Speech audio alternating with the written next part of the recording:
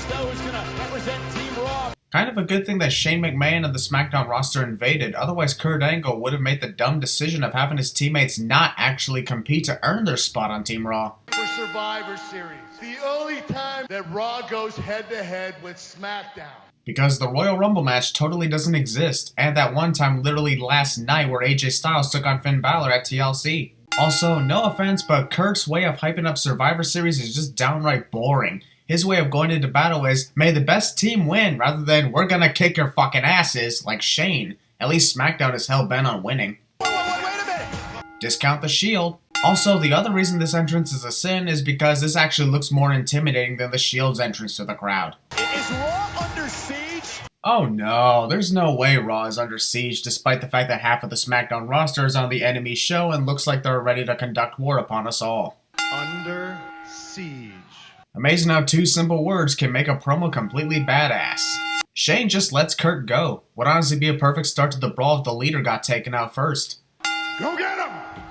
In some ways, Kurt Angle is a dick to his own roster. At first, you think he's going backstage to alert the Raw roster that enemy forces are upon them and to form up a faction against them, but it turns out that Kurt would rather run away and save his own skin while letting the enemy kill his army.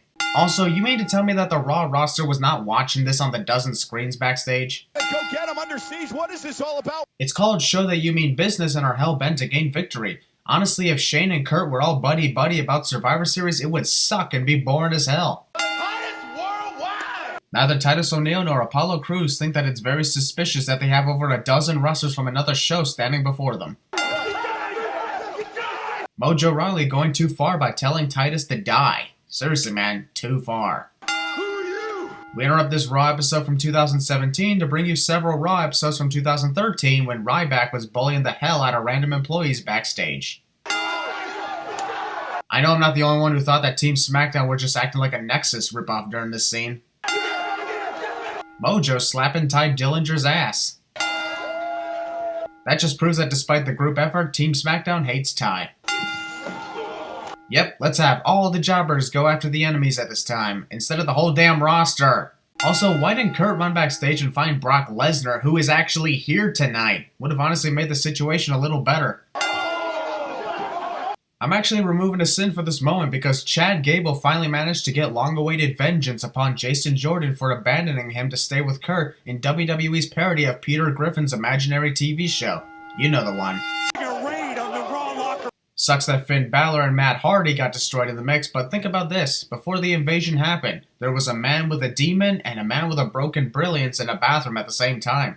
I'm now curious to know what happens at a time like that. The blue team. Rusev standing on a table like he's the goddamn leader of the stable. Just these four? Where the fuck is Emma, Dana Brooke, who was seen running earlier, and freaking Asuka? Ambrose, the Shield.